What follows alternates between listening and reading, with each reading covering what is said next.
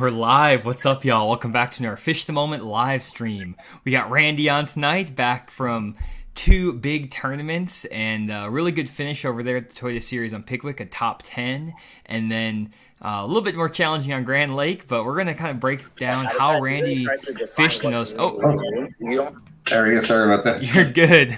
Technical difficulties.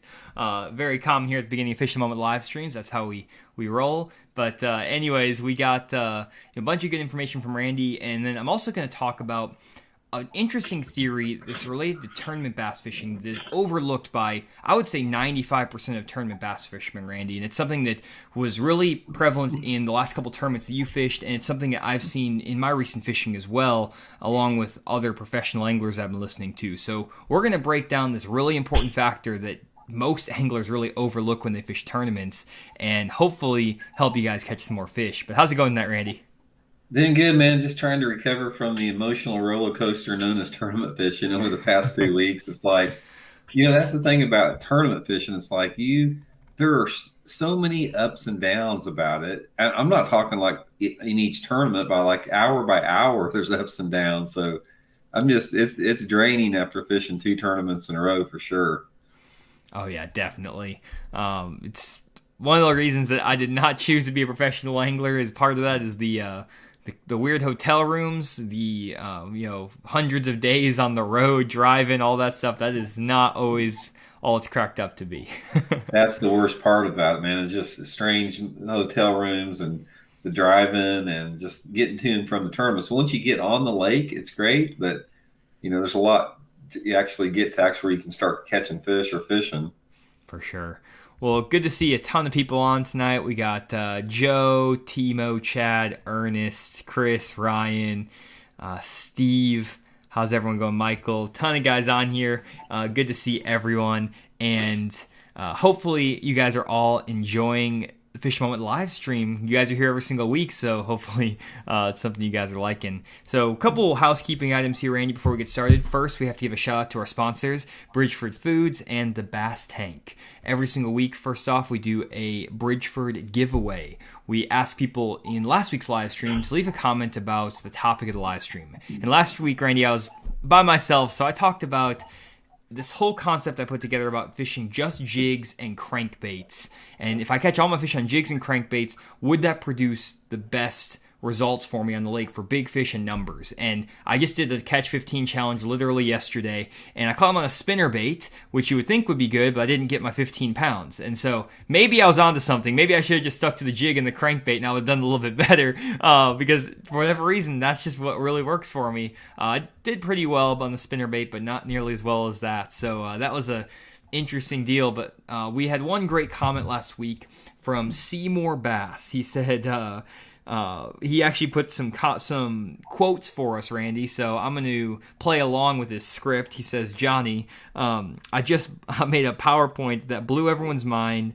Would you agree with that, Randy? And then you say, yes, I believe you just simplified 45 years of fishing strategies and techniques into a PowerPoint. Now, who wants some beef jerky? Well, Seymour Bass, you get some beef jerky for that comment.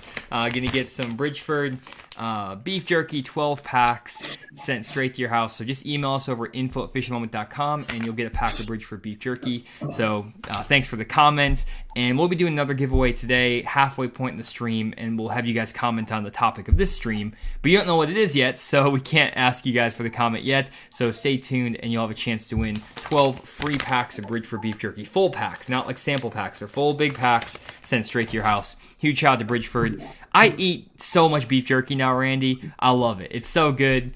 It's a great on-the-water snack. I try to just keep it just for the lake so I'm not going overboard, but every time I go to the lake, I always eat one package at least. It's good stuff. You can't, once you open it, the thing's gone. You just can't, it's like a bag of potato chips, you can't just eat a couple of them. You got to eat the whole thing. For sure.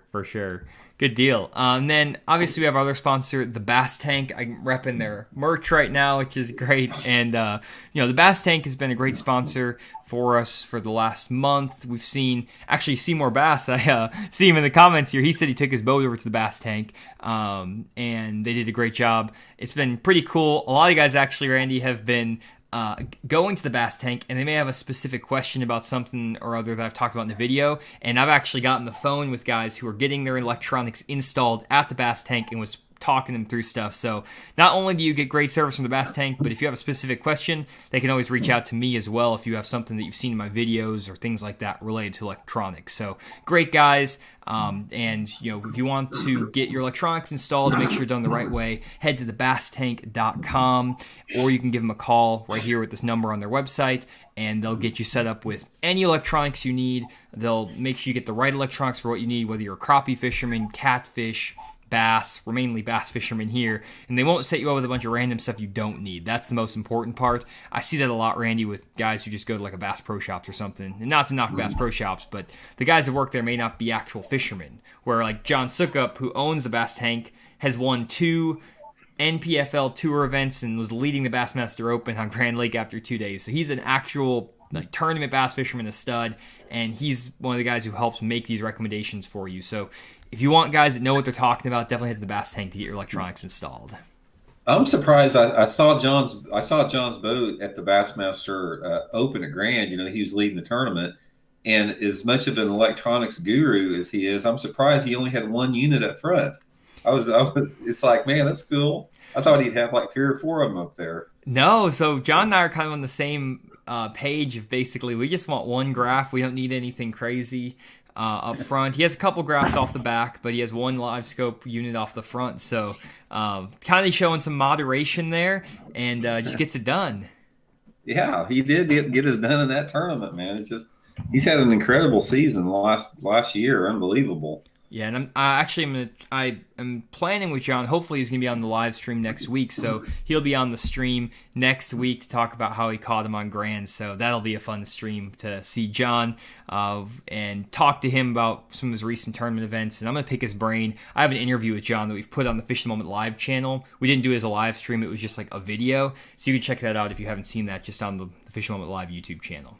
Okay, good deal. So let's jump into the main heart of the topic here, Randy. And really what I want to set up is how anglers can approach fishing tournaments to successfully catch better than average fish. And to set this up, I'm actually going to use my fishing trip from yesterday just to give everyone a perspective of what I'm talking about. Then I'm going to let Randy explain how this concept applied to his Grand Lake Bassmaster Open tournament and the Pickwick Lake tournament. He had about a middle of the pack finish at Grand Lake, and then he was in the top 10 at Pickwick. And this one factor was really important in having him succeed in the one tournament and not succeed in the other. So we want to break it down, but I'm going to start with just an example, Randy, just so that way the viewers can kind of understand what I'm going on about, and it'll hopefully make sense to everybody. So if I pull up Google Earth here, guys, I was out on Table Rock Lake yesterday, and basically what was going on was that you're in this fall period. You have 60-degree water temperatures, bait fish are moving to the backs of the creeks, and I decided to run or start fishing down here in the White River section of Table Rock. And if I let me pull up Navionics, actually, it might be a little bit easier to kind of get a sense for what's happening. Let me pull this up here. Give me 1 second. Okay, let me pull up Table Rock. Okay, so you can kind of see it here a little bit clearer. So I was down here in the White River section of Table Rock Lake, and I basically was just running in the back of these bigger creeks down here, and I was trying to find bait fish and find fish. And I have a whole video coming out about that next week. It'll be my Catch 15 video series. But what I did is I found some fish that were set up in this creek, and long story short, I ended up catching a bunch of fish. The number of fish, I think I caught 20 to 25 fish. I had another like 15 bites. So I was catching a lot of fish, getting a lot of bites, but I only managed to catch 4 keeper fish out of the 25 fish that I caught. This to me is not a great sign because obviously I'm catching fish, I'm doing the right thing, and I was catching fish from 2 foot of water up shallow all the way out to 60 feet of water offshore. So I was fishing a lot of different depths, a lot of different techniques, but I was only getting keeper bites on one specific technique I dialed in, and even those keeper bites were about 2 to 2.5 pounders. That's not going to get it done the Catch 15 challenge. I need to catch 5 fish for 15 pounds, which means I need 3 and 4 pounders. And after I got off the water, I talked to Randy a little bit, and he explained to me that this, and I'll let you explain it too, Randy, in a second here, is this section of Table Rock Lake is not historically known for producing tournament caliber bags of bass, except for in the early spring. So like in February, January, times like that, that is when this section of the lake really produces.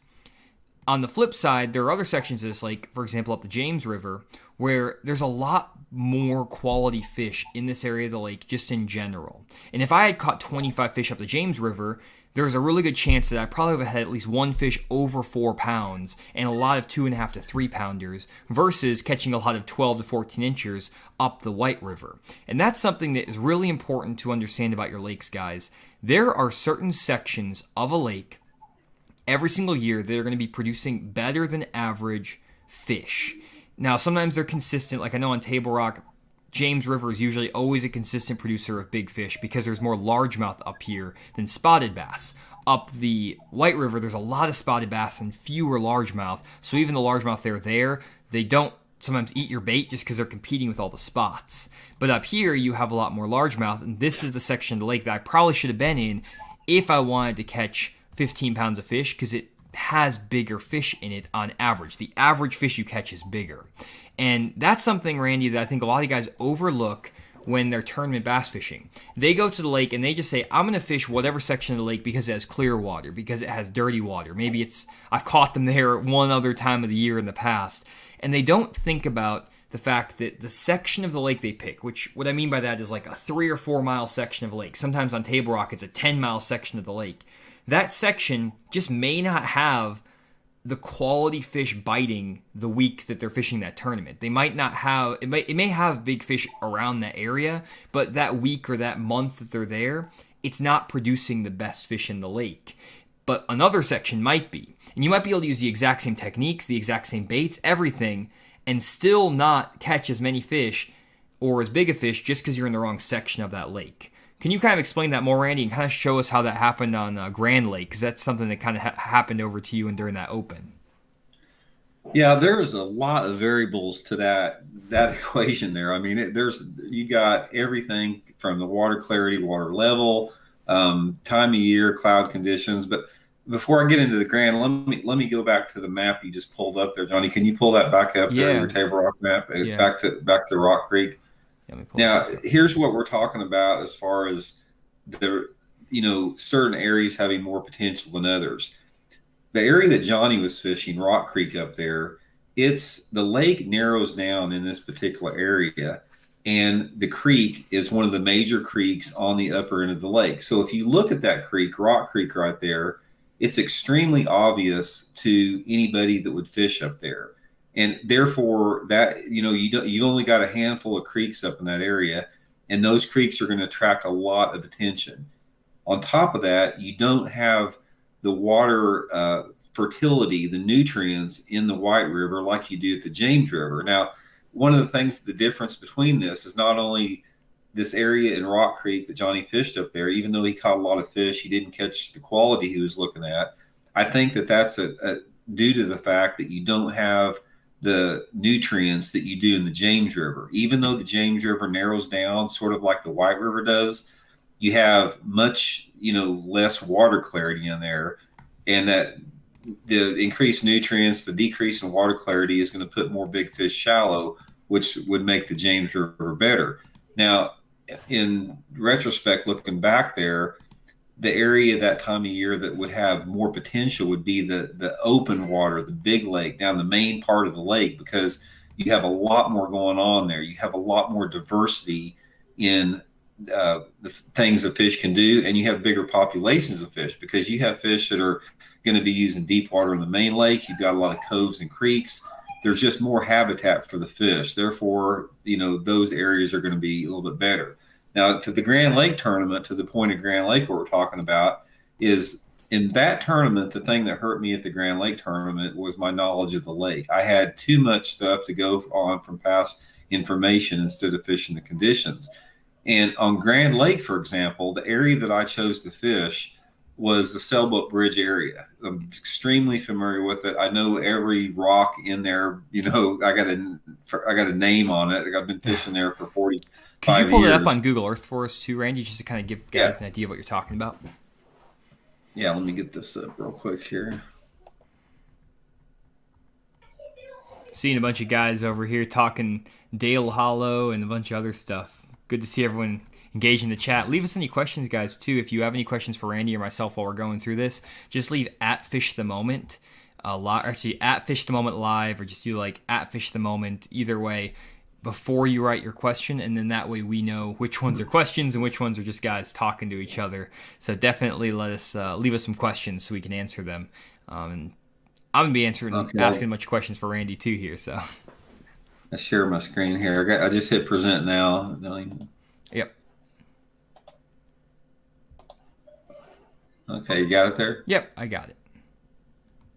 There we go. Okay, so this area right here, guys, was the area that I chose to fish in the tournament, the Sailboat Bridge area.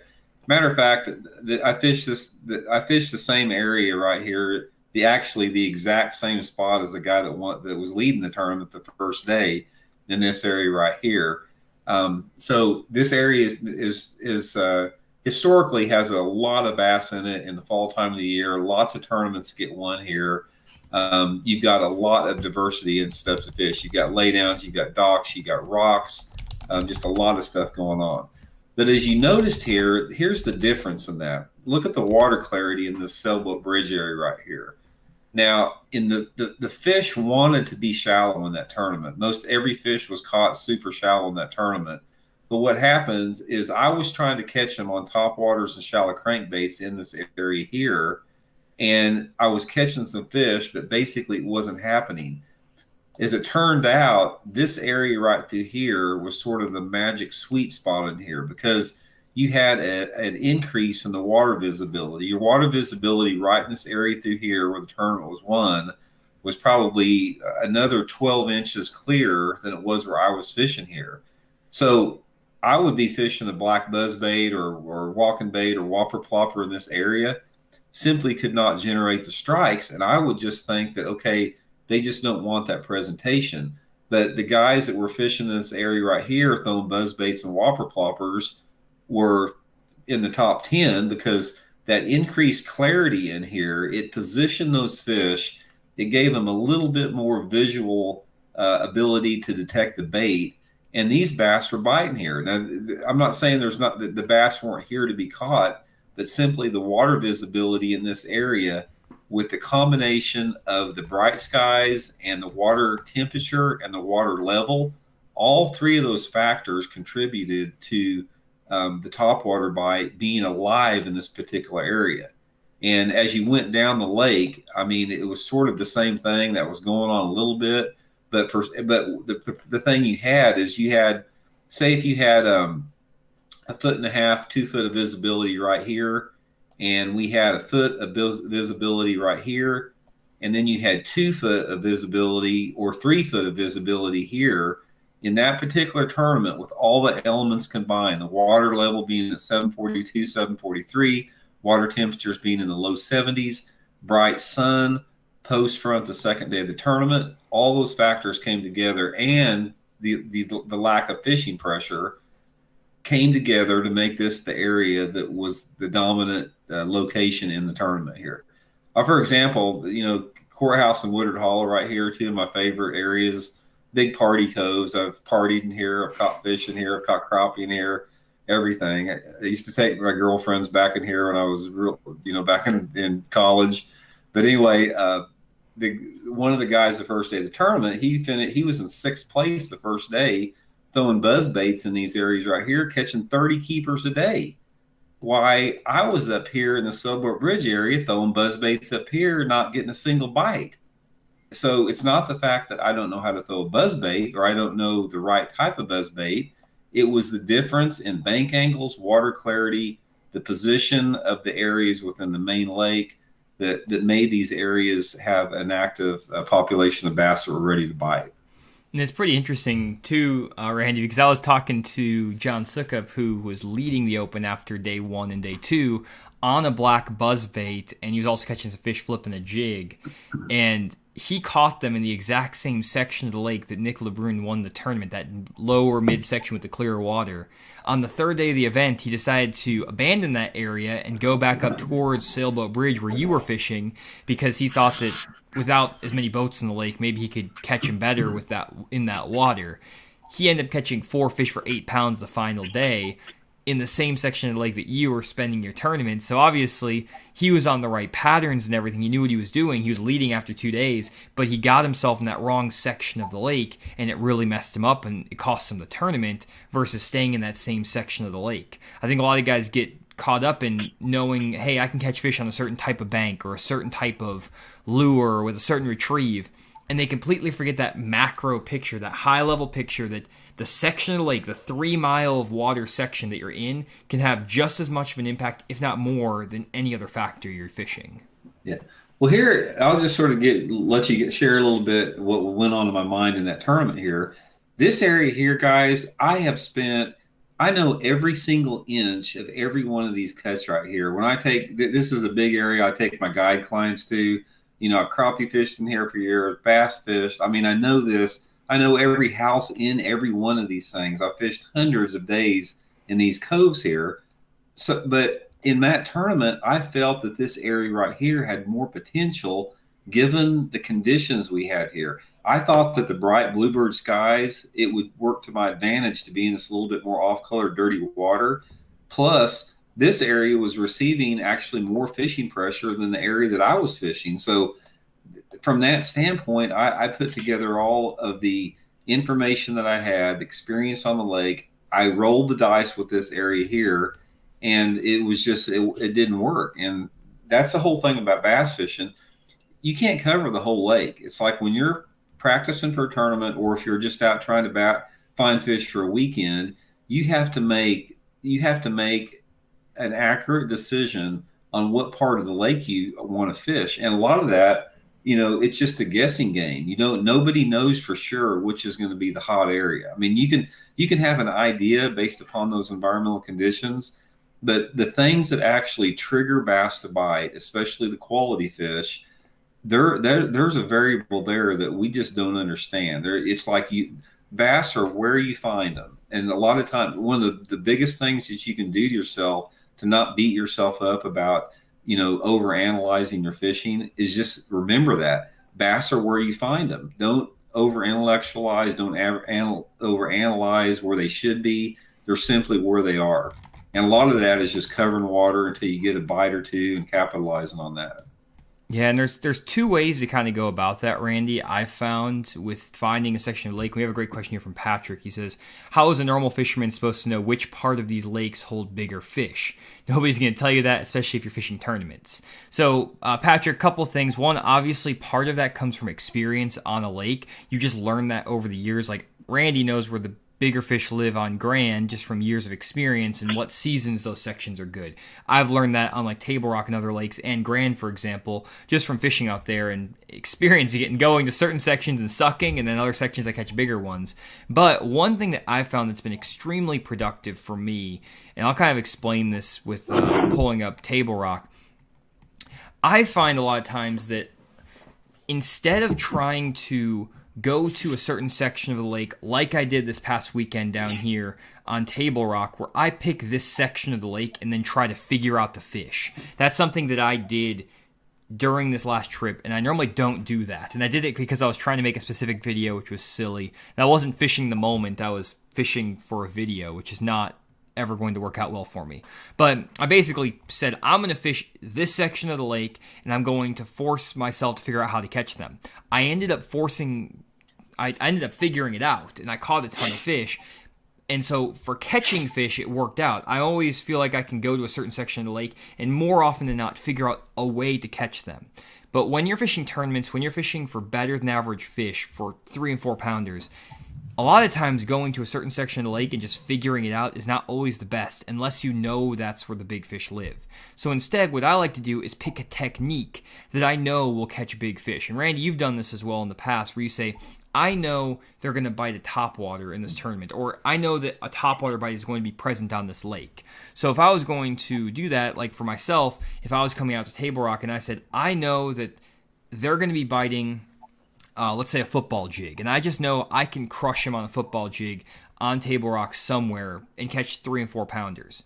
What I'm going to do is I'm going to widen my search area from this 3-mile section of the lake here to maybe a 15 to 20-mile section of the lake, like this big section of the lake. And I might not run all the way into this creek, but what I'll do is I'll launch the boat maybe here at this marina, and I'm going to run up this lake as far as it takes me to find a football jig bite, because I know I want to catch him on the football jig. And normally, just based on seasonal patterns, I know the football jig is productive.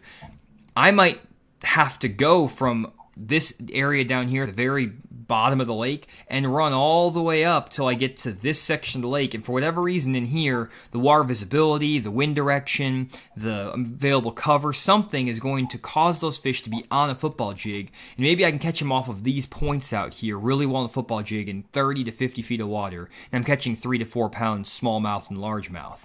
But down this section of the lake, I'm not catching them. And so I basically choose my technique for the day, and I'm obviously going to not throw a football jig if it's windy and cloudy and rainy. I'll probably choose to do something different, like a spinnerbait or something like that, or a crankbait for me. But if it's a sunny day and calm, I'm just going to get that football jig in my hand, and I'm going to force that bite by running up and down the sections of these lakes. Now, it doesn't work if you're on a smaller lake. If you're on a little tiny lake, then yeah, instead you're just going to have to figure out what the fish are doing. But at the same time, if you're on that small lake, everyone's on that small lake in the tournament, so there's not really going to be that much of a difference between one section of the lake and another. It's all going to be pretty much the same. So as long as you can figure out how they're biting on a little lake, let me just pull up an example of like a little lake like this one right here. This is a tiny little lake. If you're on a lake like this, you're not going to be able to run from one section to the other and find different stuff. It's basically going to be like, fish the lake and figure out how they're biting if you're on a tiny lake. But if you're on a big lake like that, you can hunt a certain bite. Have you done that before, Randy, in the past, like hunting a certain bite and running all up and down the lake to try to find it? Yeah, that can be one of the most productive ways to catch good fish is if you get on something that's very specific and you have enough of it on a lake. That's when you can do some serious damage. That's old school pattern fishing, and it doesn't happen very often, but when it happens, it can be really good. For sure. Okay, well then we kind of had the opposite situation, Randy, where you were on Pickwick Lake, and I want you to explain that. And one thing I want to call out is that I called it, and this is just one sample size, but I always tell you, Randy, fish the moment. You don't need practice. Practice is hurting you. I always find that when I have practice, even for like my videos, if I go out like 3 or 4 days before I film a video and fish, then go back 3 or 4 days later, I always do terrible because I'm trying to fish the way I caught them 3 or 4 days ago as opposed to fishing the moment and fishing now. And you had a situation on Pickwick where you bent your prop shaft and you had to fish brand new water the entire tournament and just fish the moment. Use your instincts, use your experience of what the fish are doing based on what's happening right now, not off of what you found in practice. And you got a top 10. So that's like the perfect example of fish the moment. So explain how that went and kind of your thoughts on that. Yeah, you told me that the night before the tournament, just fish in the moment. That's all I could really do there. But by the way, I've had a couple comments here. They asked if I got my shaft fixed, and Boatworks has got a shaft coming in for me next week, so I should be getting that fixed in that tournament. But anyway, just talk a little bit about that tournament because it's really pertinent to what the topic is tonight. It sort of gives you a good example of it. I had 2 days to practice there at Lake Pickwick, and everybody in the tournament knows that most of those tournaments were won at the tail race of Lake Pickwick. And actually, it was won at the tail race of Lake Pickwick. Everybody knew that, and probably about everybody in the tournament sampled that area up there at some point. And I did, so the first 2 days of practice, or the first day of practice, I actually ran down to Bay Springs Lake, which is a lake that is connected to Pickwick Lake. And when we're talking about being in the right water and, based upon the conditions, I looked at what the conditions were going to be in the tournament. And it was forecast that it was going to be cloudy and rainy both days of the tournament. So even though it wasn't in practice, I told myself, it's like, okay, Bay Springs Lake there's a lot of big spotted bass in it. It's clear water, and those fish are going to bite if it's cloudy.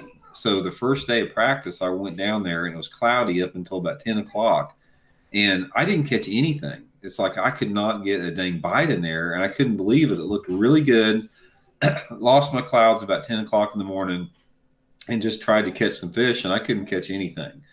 And I spent most of the day in there and just came out of there really frustrated because I really wanted to fish in there, because Bay Springs Lake is a lot easier to fish than Lake Pickwick. And it sort of reminds me of fishing Table Rock or something. So the second day of practice, I went up the lake on the upper end of Lake Pickwick, and I was going to spend half a day on the upper end of Pickwick and then half a day in Lake Wilson. So I fished half a day in Lake Pickwick there, just basically fishing all the shallow bank cover areas that are known to win tournaments in. I fished around the tail race a little bit, fished some of the grass flats down from the tail race 5 or 6 miles, and I couldn't catch hardly nothing. I caught a couple of small keepers, but nothing to be excited with.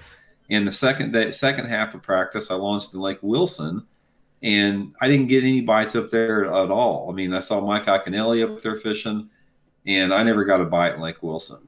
So coming back that afternoon, I hit a stump and bent the prop shaft on my boat. I was planning on fishing that section on the upper end of Pickwick where I caught the few keepers, pitching a jig into laydowns, that type of stuff. That was my plan for the tournament. But the prop shaft was bent so bad that I could not make the 50-mile run up there. Therefore, going into the first day of the tournament, I had to completely fish close to the tournament.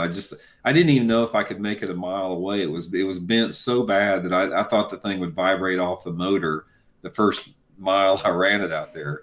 So I just sort of, my plan was to stay as close as I could. So here's another thing about it. It's like one of the most difficult things in tournament fishing is for you to go to the first day of the tournament and have never made a cast where you're fishing at. Johnny's able to do that. He talks to me all the time about that's what we need to do in tournaments, but it is extremely stressful to do that. So, but in my case, I didn't have a choice. So what I did is I started hobbling down the lake 25 miles an hour, and anything that looked good, I would just pull over and fish it. And went for a couple hours, never caught a fish. And then I pulled up on this one bluff bank about a mile or two from the takeoff over there, and I started paralleling it with that Megabass SV3 spinnerbait. And right off the bat, first cast with it, I caught a 4.5 pound smallmouth, and then I caught another good one, about a 2 3/4 pounder. So that told me right there, it's like, man, I'm going to whack them today on the spinnerbait on these bluffs, because there's a lot of bluffs down there. But what happened was the light intensity was gradually increasing. So you're losing your shade against the bank. And also, not only are you losing your shade, but even on the shaded banks, you're losing the darkness on the shade, which is key for that spinnerbait.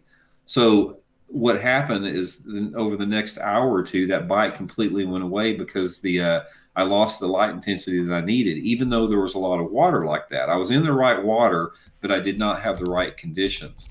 So I picked up a Megabass Vision 110. I caught a couple more, nice fish, 2 3/4 pounders, throughout the course of the day on the bluffs. Picked up my 5th fish on a jig around a dock, just sort of hodgepodge, just junk fishing. But the thing about that is, like, I felt that I was in the right water because there wasn't a lot of boats there. It had the right water visibility. I felt the water level and the water temperature was right. And I thought it was just going to be a grind. If you fish all day long, maybe you'll come up with 5 fish. So the second day of the tournament, I started out, I didn't think that I could duplicate what I'd caught the first day on the same places, because I wasn't getting very many bites.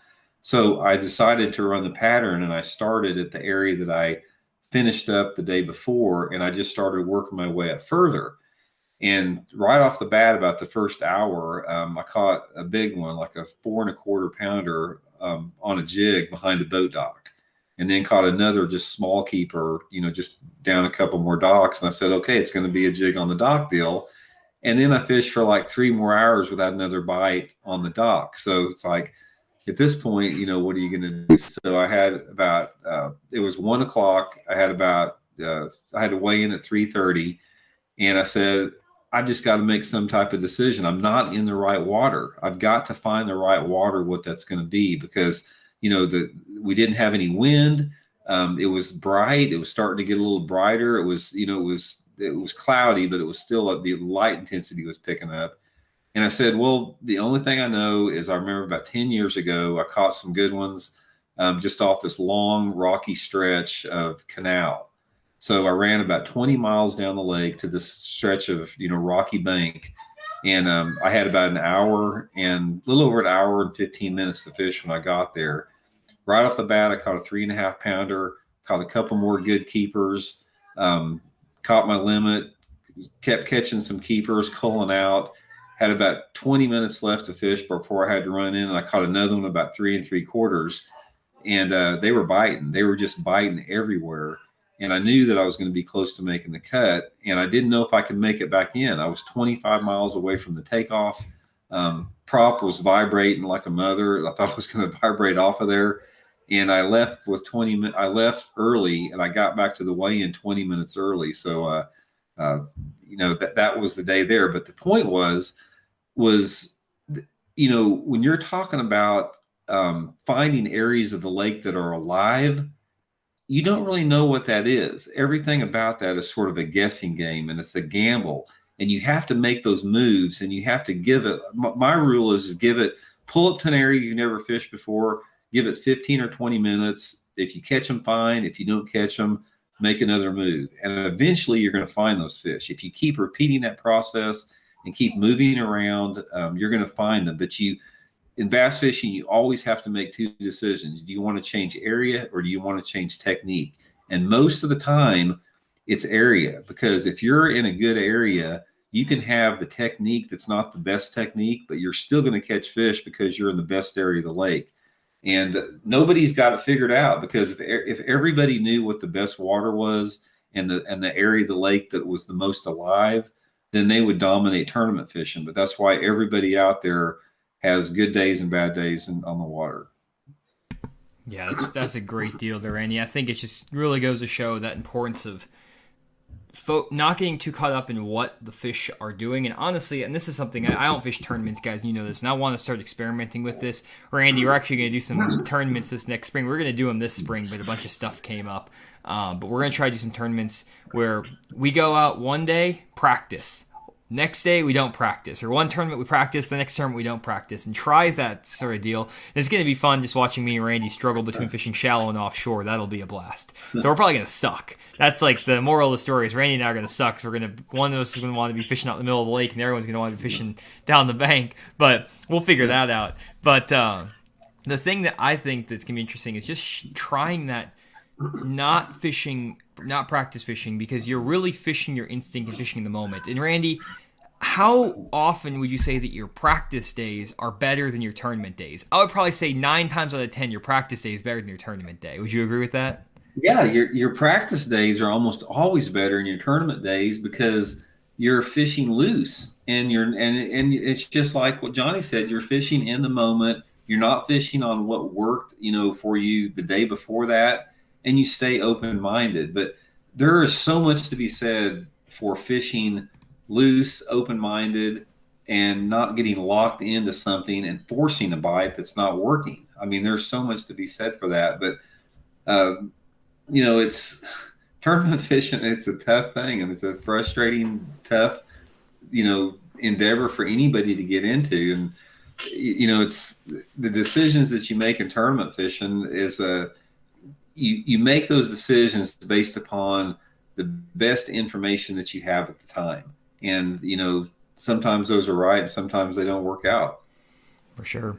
Well, Randy, that was some great stuff. And one thing I'm going to do here, guys, after a quick commercial break, is I'm going to break down a lake with you guys, because I'm going to be going out to Beaver Lake next Monday for a Catch 15 challenge. And I want to break it down with you live here of what areas I'm going to be trying to fish, what I'm going to be looking for, the exact spots I'm going to try. And I want Randy to kind of give his input as well on my strategy and kind of explain my thought process of how I determine which section of the lakes are going to be better than other sections of the lakes and the areas I'm looking for within that. Because one thing I realized, Randy, that I was listening to a Todd Castledine. He has a great YouTube channel just talking about bass fishing, and he was kind of talking about how guys can always catch them out in the middle of the week and they hammer them on the community holes, and then on the weekends they struggle and they can't catch them during tournaments with all the boat pressure.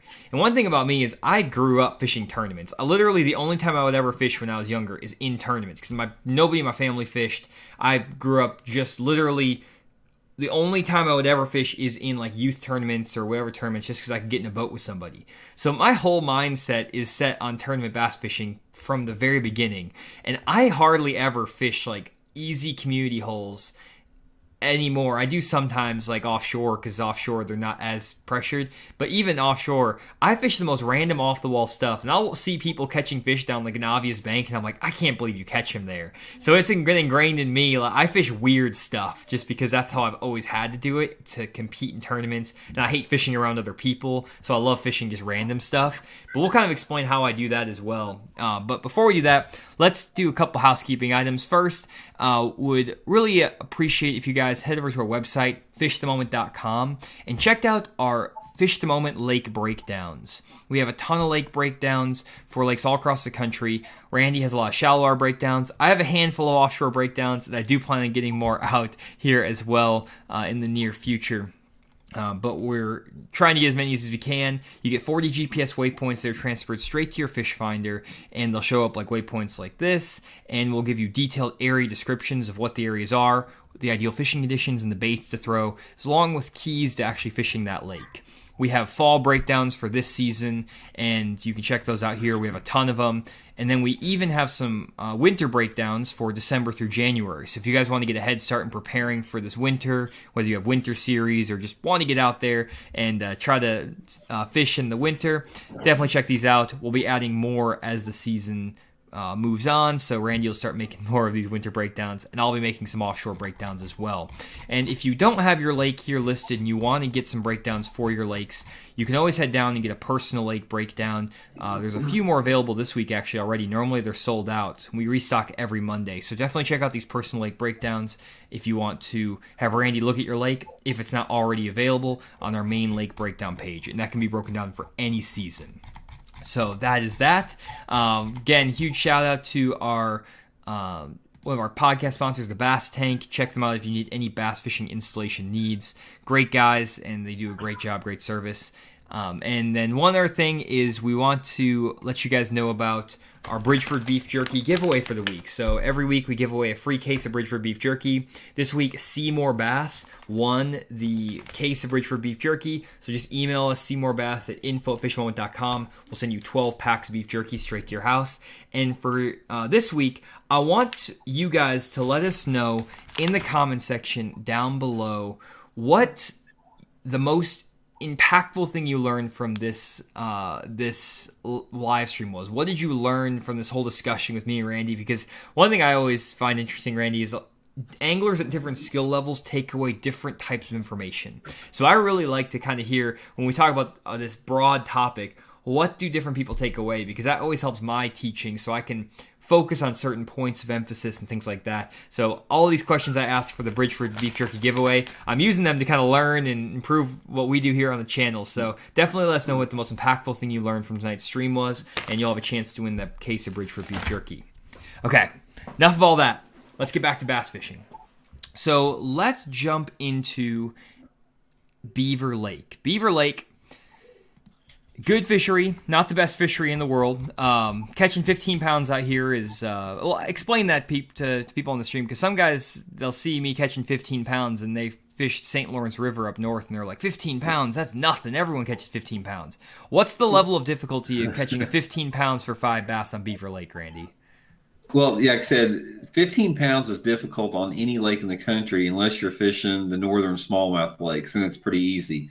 Beaver Lake, let me sort of equate this. If you okay, let's say if you're fishing Lake Guntersville, if you catch a if you catch a 27-pound bag, 25 to 27-pound bag on Lake Guntersville would be equivalent to about a 15-pound bag on Beaver Lake as far as the frequency that happens in tournaments. So that's, to catch 15 pounds, you have to have a stellar day on that tournament. And most of the time, 15 pounds will either win a tournament at Beaver Lake or definitely get you in the top two or three or four in almost every tournament out there, even in the best months of the year, let alone the fall. For sure. So 15 pounds is a hard task, especially on Beaver in the fall. So if I get there, I'll be shocked. But even catching 12 pounds, we get you a top 10 in any tournament. So, I mean, I'm happy with 12 pounds. The challenge is catch 15, but that's like you said, if I do that, that's a great day. I had caught 15 pounds on Beaver. I actually almost had 16 pounds this August, and I was freaking out because, like Randy said, that's like almost doing a dirty 30 on one of those TVA lakes, 30-pound bag. If you catch like 17 pounds on Beaver, that's like crazy. So let's pull up Beaver, and I want to kind of show you guys what I'm thinking about on Beaver.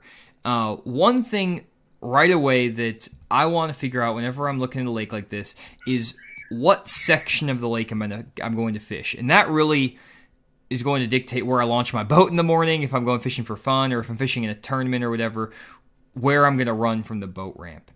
And from watching a lot of tournaments, if you guys have any of your lakes where they fish regional, national tournaments, stuff like that, definitely try to find recordings of the videos of the TV shows, live streams, whatever it is, of those tournaments, because they will give you a really good clue as to where the better fish are caught.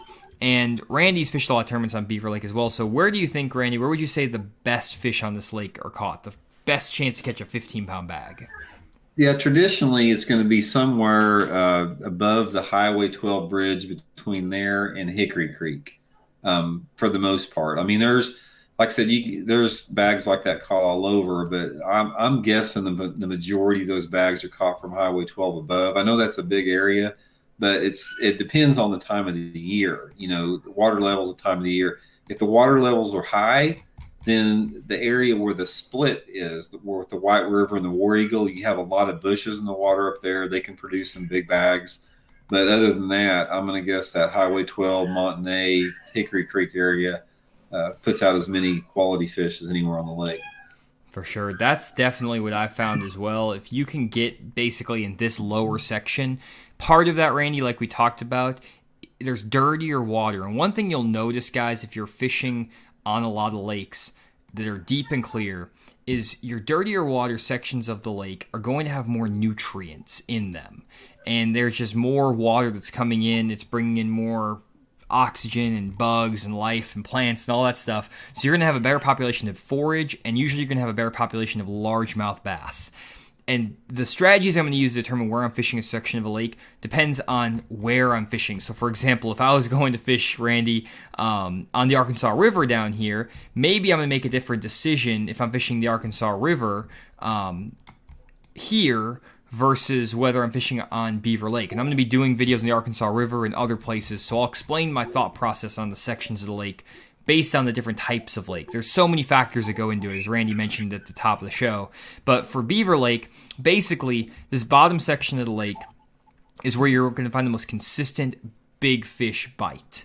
Now, one other factor, Randy, and I know we talked about this before, just you and I, is this northern part of the lake up by the dam. Beaver Lake's kind of flipped on its head, so the Clearwater Dam is up on the north end. This Clearwater section can produce some big fish, but only under specific situations where you have basically wind and cloud cover. The water has 10 foot of visibility, so as long as you have wind and cloud cover, you can catch some good fish here. But without it, you're not going to catch much at all. So I might choose to run up here and fish up by the dam if I get like a 15-mile-an-hour wind and clouds, but the chances of those conditions happening are very slim, and honestly, I'm not going to rely on fishing this section of the lake very often unless I guarantee that forecast is right, because I'm just it's hard to get those bigger largemouth and even smallmouth to get tricked in that clear water, especially on Beaver Lake when you have very little wind and cloud cover. Would you agree with that? Yeah, I'll give you guys a perfect example what Johnny's talking about there. I fished an FLW tournament there on Beaver Lake, the one that Jason Christie won on an Alabama rig. The first day of the tournament, I was in second place. I had 17 and a half pounds fishing the dam area down there, and it was a cloudy, windy type day. I went and, almost, the biggest string I've ever caught on that lake in a tournament. I went back there the very next day, and I never got a single bite on any of those areas because we'd lost the clouds. That 17-pound bag was completely weather generated, just like you said, because when you have water visibility that's 10-foot clarity, that is everything as far as getting those bigger fish to bite. And that's why that lower end of Beaver Lake is very, very finicky, and it's extremely hard to back it up day after day because you have to have the right conditions, unless you're fishing extremely deep or something. If you're fishing shallow, you've got to have the right conditions for it to produce. Sure. And that's the way that so many lakes are, guys. It's like there's two factors that will either make a good area not that great. And those two factors are if you don't have the right weather conditions and if you have too much fishing pressure in there. You can have the best area of the lake where the biggest fish are and there's more habitat and more diversity. But if you put a pile of boats in there and hit it when done under the wrong conditions weather-wise, you may think there's not even a fish in the area. For sure. Yep. So basically, with that being said, because this section of the lake is so fickle, I'm going to play the odds and not mess with this lower end of the lake in the fall. The only time I might mess with this area of the lake, Randy, is in the pre-spawn, just because in the pre-spawn, sometimes those bigger bass are going to be moving up closer to the shore, and you can catch them suspended on like a jerk bait and a swim bait. So I may try to fish down here in like January, February, March, even if those conditions aren't perfect. But definitely, given we're in the fall, I'm going to be fishing this lower section of the lake where the rivers meet and run in. So the next question is how to approach this area. And I want to get your perspective first, Randy, because I want to show the difference in how I would approach this versus how you would approach it, because I'm going to fish this part of the lake completely different. Maybe if you could pull this up on Google Earth, that would be interesting too, Beaver Lake, and just show everyone how you would look at this section of Beaver Lake and what you would fish, because again, Randy's perspective on how to fish these areas is so different from mine. You'll see the stuff I'm looking at. Actually, Beaver is a great example lake because the lake is drawn down in one of the images, like 10 feet low. So I can show you. You're talking like right now, Johnny? Yeah, like right now. Like if you were going next Monday, how would you catch fish up that river section? Okay, the thing that I'd be looking at if you could share your screen, Randy, too. Oh, yeah. 1 second here.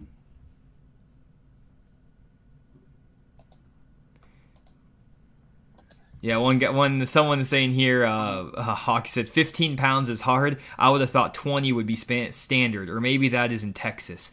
Guys, you got to watch out for a lot of guys who post YouTube videos who fish in California, they fish on the Tennessee River, and they fish in Texas.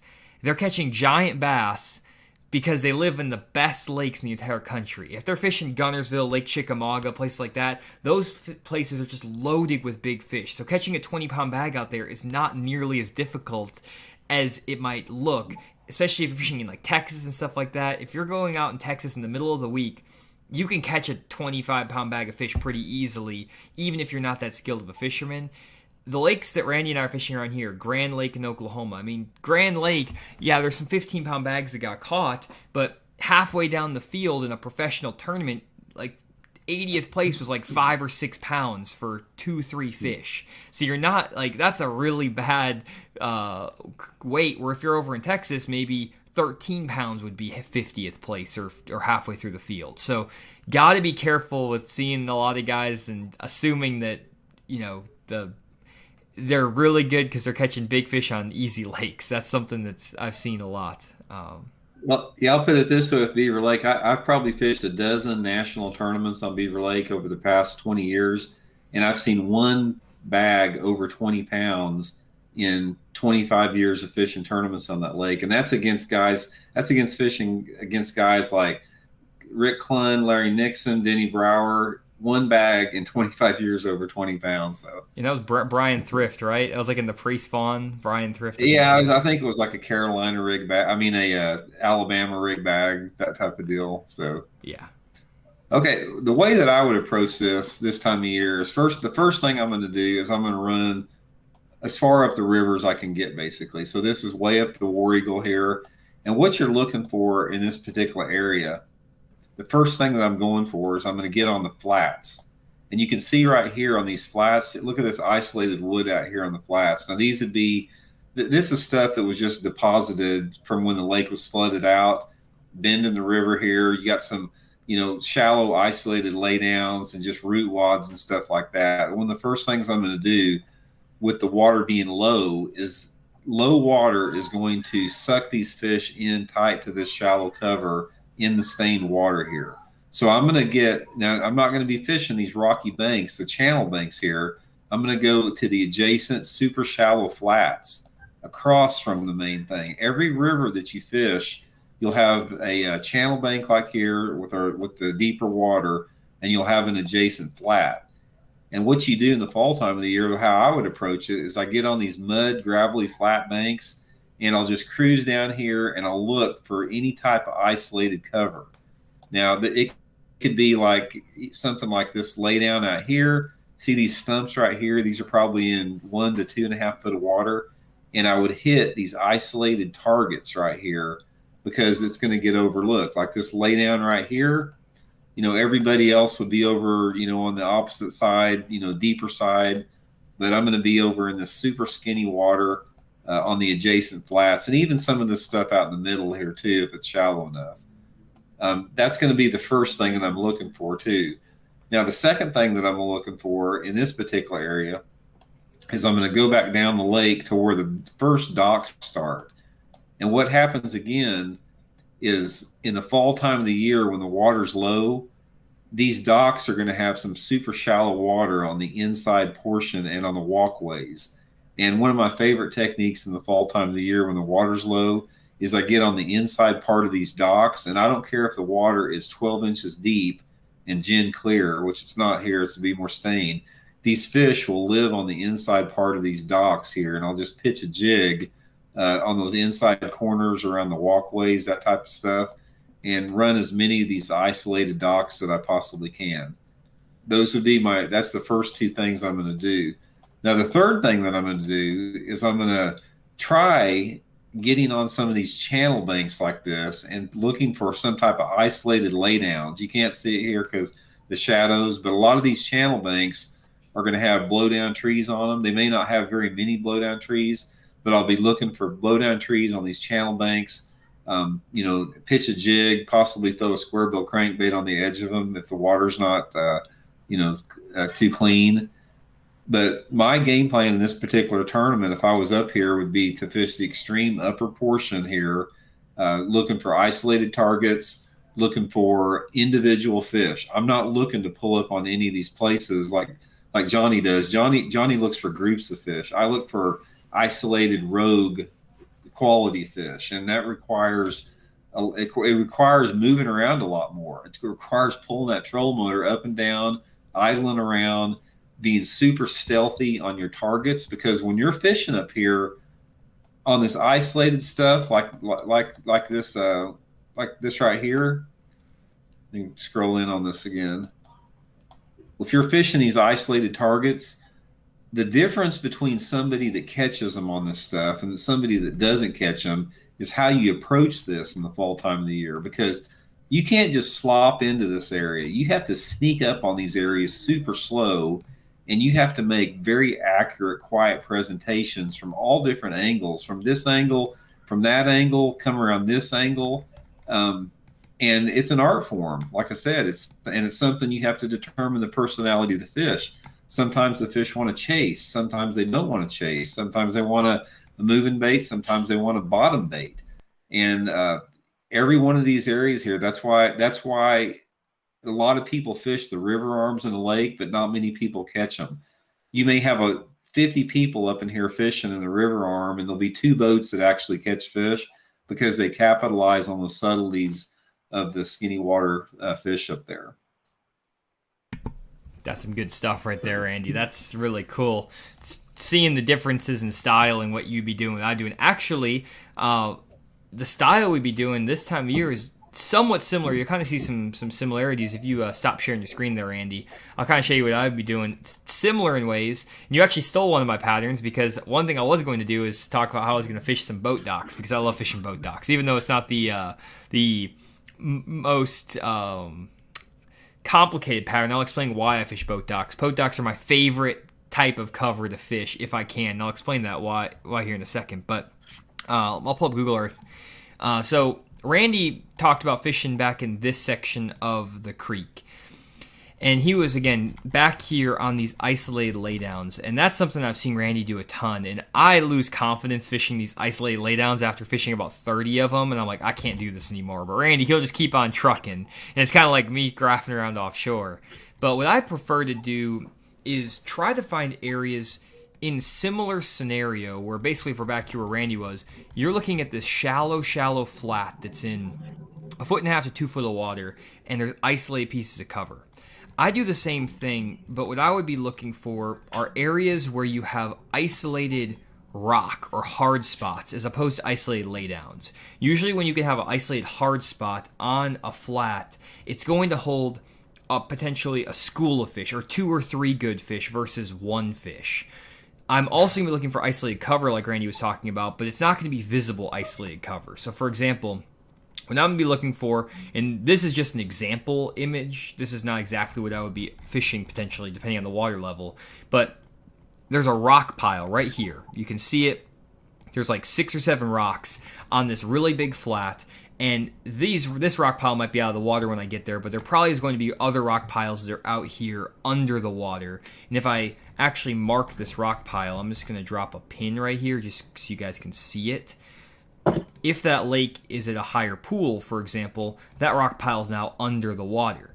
A lot of guys are going to come up here and fish this isolated wood that's up here, where I'm going to roll out and fish that rock pile that's only in 3 or 4 feet of water. It's just off the bank, but that has a better potential for me to hold multiple fish. Maybe not 50 fish, but it has the potential to hold 3 to 4 fish. And if I can get 2 of them to bite, it's worth the effort of finding an isolated rocky patch like that. Now, how do I find them? I could do it with Google Earth like this, and I have done that in the past, but I've actually got away from dropping Google Earth pins, Randy, just because I will only look at the pins, and I don't look at all the stuff that's potentially there that I'm not seeing. So I've gotten away from dropping Google Earth pins, and what I do instead is graph with my side imaging and find those isolated spots with side scan, and I'll set the side scan to like 120 foot range and just scan these big expansive flats. And you're not going to find a lot. You're going to find a lot of nothing. But every once in a while, you might find an isolated big laydown that has a big root ball on it. And then you find an isolated patch of slate rock that's down here. Just down these random flat areas. Here's another example of a little rocky vein that's right there that very few guys are probably going to be throwing at that. And I'll probably crank it or drag a swing head like a biffle bug over the top of it. And those are the type of areas I'm going to look for. And if you look at this on Navionics, and I'll do this on the main river, main lake, or I'll do it back in the creeks. But you're basically just on these giant flat, nothing looking areas. And this is what I fish a lot in the fall, guys, are these big flats that have nothing on them. And you just have to graph a ton of water to get this, get these areas found with your electronics. Again, it's the same thing Randy's doing in the sense that he's fishing isolated shallow cover, but I'm basically fishing underwater isolated shallow cover. So it's harder to find, but it also gets way less pressure than anything else. And I might go 100 yards before I find anything interesting doing this. I'm going to graph forever until I find something. But then you might hit a little jackpot area where you get like a big rocky patch there. This one's pretty obvious, so I'm sure people know about this. But something along those lines, or like a big rock patch like right here. Like that sort of deal right there next to a little drain. I mean, that's money right there. If you can find something like that, those fish will be loaded on it. Isolated rock patch out here. So that would be the first thing I'm going to do. And I'm probably going to just like launch here and just work my way down these big flats till I find something. I'm not going to go into this, for example, because this is an obvious creek that a lot of guys are going to be fishing. The banks look pretty obvious. I'm not going to mess with that because that's just too, like Randy said, there's too many guys who fish that sort of stuff. So I'm not going to worry about that. And then if I don't find anything, like here's another little like random thing off a flat, like a little rock patch. If I do that for like 2-3 hours and find nothing, I'm going to keep going all the way back into these creeks way back in here. As that sun gets up, my secondary pattern, if I can't find those kind of fish on these flats, I'll probably be graphing some more offshore points and like more obvious pieces of structure just to see if there's anything out here. Maybe there's some fish suspended in some of these trees out here or off some of these points. Not expecting to find too many fish like that. They're normally not grouped up in the fall in November very well. They're more spread apart or on those isolated pieces of cover. So I'm not going to mess with that too much. But that last pattern I'm going to fish is the same one that Randy talked about, these boat docks. And there's boat docks right here. There's also boat docks further around the lake, like down this stretch right here and down through here. There's a bunch of boat docks up in this area. And the reason that I fish boat docks, and I'd like to get your opinion on this as well, the reason I fish boat docks, Randy, is because they're very intimidating to fish. A lot of the boat docks we have here in northwest Arkansas, kind of this Ozarks region, are these floating boat docks with cables that tie them to the bank. When you're fishing around these things, there's cables that when you set the hook, you might get your line over them and it might break your line. You have to have accurate presentations to be able to skip and pitch the bait around the docks. And a lot of guys just don't get their bait where it needs to be.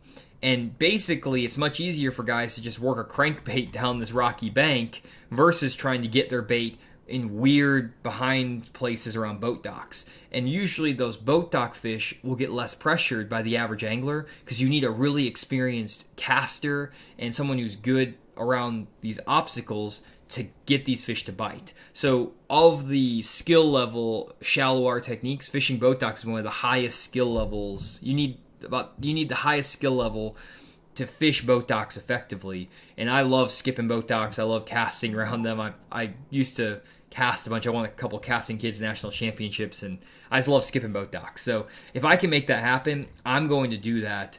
And that's going to be like my third pattern. And normally when I go into a fishing day, Randy, I like to have about 3 patterns and that's it. I don't like to have too much going on in my head. But I'm going to have my primary pattern being these offshore flats, my secondary pattern being maybe some offshore fish on some more obvious structure in here, and third are skipping boat docks with a little finesse jig. So what do you think about that, Randy? What are your thoughts? No, I agree. You know, the thing about the fall is just like you said, there's a big diversity in patterns that can work there. And one of the things that, for me, the big thing in fall is the water levels. And when you're dealing with the fall time of the year, I'm thinking about dropping water levels. And the areas that Jonny and I both lined out there are really dependent upon water levels on there, because especially the boat docks. I mean, those fish will position around docks so much differently on different water levels as with the shallow cover like that. So fall is like, it's a really challenging time, guys, to fish. It is. In my opinion, fall time of the year is one of the toughest times of the year to catch fish. I mean, I think it's because the bass are doing so many different things all over the lake. I mean, you have bass that you can catch in 2 foot of water or in 60 foot of water and everything in between. So if you have a hard time catching them in the fall time, don't beat yourself up too bad, because it's sometimes it can be super challenging. For sure. So couple questions real quick for you. One from Dan, Randy, for you. Randy, have you ever tried any of Jonny's techniques during tournaments when the fishing is tough? Same question for Jonny. Do you use Randy's techniques? What do your answer to that, Randy? Have you used some Jonny techniques? Like I said, Jonny is on a different level. You guys I've had the chance to fish with him and talk with him a lot, and he's on a different level when it comes to fishing offshore. I simply can't do it because I've been in the boat with him when he is studying and reading his electronics, and he's aware of things that is on that screen that I'm simply not aware of. And it's not just finding the fish and looking at the fish on your electronics. You have to be able, and one of the things Jonny can do is he can determine the personality of that bass based upon how it's relating to the structure and how the bait fish are relating to it. It's a complicated system that he makes sound easy, but it's extremely complicated. So no, I haven't been able to use, the way that he fishes in there. It's like, it's sort of beyond my comprehension as an angler on there. I'm more of a bank beater. Not that I can't fish offshore, but the way that I fish offshore is different. The way that I fish offshore is I concentrate on hard structure. I mean, I'm focusing on positioning my boat and fishing the structure itself, whereas Jonny considers structure, fish, bait fish, current, all that stuff together in putting together that game plan. Sure. And for the Randy techniques, personally, I lose confidence when I make more than about 30 casts. Nowadays, like my average number of casts per day is like 100 to 150. If I make more casts than that in a day, I get depressed. And that's just how I've been. That's how I've been fishing for so long now. And it is part of it just because of YouTube. People want me to fish offshore, so I've been like going harder and harder into that realm. And once you learn something and understand something, it's harder to go in the opposite. And Randy and I's techniques are basically literally polar opposites in style. And with Randy, a lot of times he's going to be making, 1,000 to 1,500 casts in a day and getting his bait in front of as many targets as possible. His boat positioning, his approach, how he fishes, how he idles up to areas, or just everything, his whole boat positioning. It's so specific and dialed in there that he's extremely effective up shallow in ways that I could never be, because he has that innate natural skill that he's developed and instinct for how to approach structure, cover, stuff like that up shallow. So it's two different mindsets, and hopefully we try to share both of them with you guys through our techniques. But yeah, it's hard. If I tried to fish like Randy for a day and Randy tried to fish like me for a day, it probably wouldn't go very well, just because we practice and perfect something. It's kind of like, for example, Randy, I don't know the best way to explain this to guys. I was trying to find like a sports analogy for it, but it's kind of like if you guys follow basketball, it's like, hey, let's give Shaq, who is this giant, monster of a man, and tell him to get out on the 3-point line and shoot 3-pointers like Steph Curry. Well, Steph Curry, then if we tell him to go down to the block and post up a bunch of guys and try to do it, their skill sets are not developed to that. Even if you traded bodies, their skill sets aren't quite there. So Shaq, if he was shorter, just like Shrink Shaq, he doesn't have the shooting ability. He hasn't practiced that, so he's not going to be as good. Steph Curry, if you put him in a 7-foot body but don't change all of the other skills, he's not going to know how to back a guy down in the post, do his post-up moves, all those things. If that makes sense to you from a basketball perspective, it's like you can't just overnight take one person and say, go do the other thing. You have to practice it, you have to train it, you have to build confidence in it, and maybe at some point, Steph could be just as good as Shaq up on the block because he has the same physical attributes, and same thing with Shaq, but it's not going to happen overnight. You're going to have to practice it, train it, learn it, embrace it, absorb it, all those things. So that's one thing to think about, is you can't just flip a switch and go from one to another. That just doesn't work for, I think, anybody in any sport or any activity. Would you agree with that, Randy? Well, I've never watched a basketball game my entire life, so I didn't really understand your analogy there. But yeah, I'd agree with that completely. I mean, with the overall sentiment of that. There was one comment here that just cracks me up. Sean was saying that he goes, I haven't caught a fish in a month and a half. I just plain suck at this point. Man, do not get discouraged, dude, because I can remember what that was like when I started out, and I would want to catch fish so bad and could not catch them. Just keep at it. Keep reading about it, try to fish with other good fishermen, and you'll get there. But I can relate to that. Good deal. Some people are saying they would love to fish with Shaq. Yeah, that's the funny thing. I hear when some of the co-anglers that I fish with, they'll get out there and they'll start talking about like college football and college basketball. I don't even know what they're talking about. They might as well be talking about some physics equation, because I haven't ever watched that stuff before. Oh man, I have to listen to something while I'm doing my work, so I listen to sports talk. It's funny because it's one of those things now where I don't have time to actually sit down and watch the games. I just listen to the sports talk radio, so I know all the stuff that's going on, but all I know is like what people tell me. So like they could tell me that some team won the game, and I'd 100% believe them because I didn't watch the game myself. I look at box scores and stuff. But hey, do you know that I have never watched an entire football game in my life, NFL or anything? My Oh my cousin is gosh. like a fanatical foot. We have, Thanksgiving dinners and like nobody can believe it. But I don't know. I just never really, people look at me like I'm really like a weirdo for that. No, it's all good. You're just focused on fishing, focused on the prize. Yeah. That's how it works. One last question here, Andy. I wanted to give some tips here. What would you do this weekend if you're fishing Guntersville on a cold front? This is from Shane. If you're fishing Guntersville this weekend with a cold front coming in, what would you do?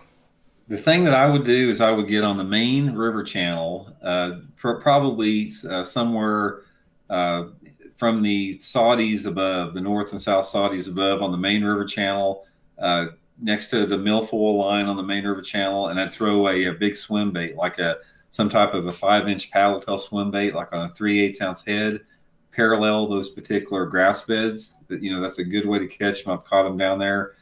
You can get on the bridges like everybody else too and throw an Alabama rig, but that gets a lot of fishing pressure. But one thing you might want to try that tournament that Paul Elias won on the Alabama rig was about this time of year, and I did really good in that tournament for not having an Alabama rig, just throwing a crankbait on all the riprap down in the same area, just on all that riprap around the town of Guntersville there.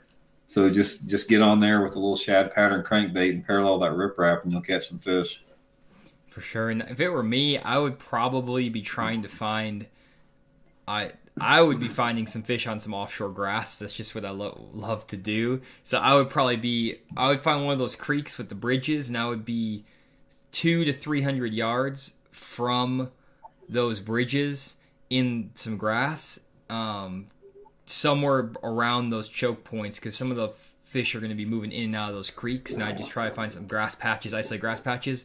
Or if you're around those bridges, don't just fish the bridge itself. Get like 50 yards out in front of those bridges, and there's those creek channels there, and there will be isolated fish that will suspend way in front of those bridges, like not under the bridge itself, but if you're at the bridge, go like 50 yards in front on either side, especially on the inside of the creeks, and you can catch them. If you can throw the Alabama rig, I'd throw the Alabama rig. If not, just a single paddle tail swim bait with like an underspin or maybe a jerk bait, maybe even like a flutter spoon, but targeting fish with my live scope. That's the other thing I'd be doing. That'd be my step one. Step two, my plan B would definitely be the bridge pattern. They're like in front of the bridges, not on the bridges. Let me share. I'm gonna share my screen and show you what I'm talking about, because I don't feel like that was a very. One thing that we need to do a video on, Randy, is how dock talk can be very deceiving, because I just explained something there, and I'm sure of 5 different people we get 5 different understandings from what I just said. But let me pull up one of these bridges and just explain what I'm talking about. What I'm talking about, like, here's a bridge. There's a bunch of bridges on Guntersville, and I don't know which bridge. I would have to figure out which one was good. But I get like on like one of these bridges here, and I would get out in front of the bridge in like this area, like out in here, and that's where a lot of those fish will suspend. I don't know if this is one of the bridges that's deeper out in front. I have to look at Navionics, but like an area like this, out in front of one of these bridges here, or out in front of them out here. Not on the bridge itself, but out in front of the bridge. That's where a lot of those shad and everything will suspend, and those bass will suspend, and you can catch them. And then sometimes like grass will be good in this area as well if there's shallow flats. But can you catch them on boat docks too that time of year? I would think you could catch them on boat docks on Guntersville this time of year, but I'd never hear boat docks playing that strong. I don't know if there's too much grass or what it is. No, I fished a bass megabucks tournament one year in the fall on Guntersville, and there was a lot of fish caught on docks in that particular tournament. In fact, I think Denny Brower won the tournament flipping docks in that tournament. But yeah, you can definitely catch them on it. Good deal. Awesome. Well, guys, hopefully you enjoyed the stream tonight. One other thing, for those who are still here, if you still are watching the stream, I'd really appreciate if you have to like down below. Just like the video and also subscribe if you're here every single week. It's completely free to do. Just subscribe to the channel. Super easy.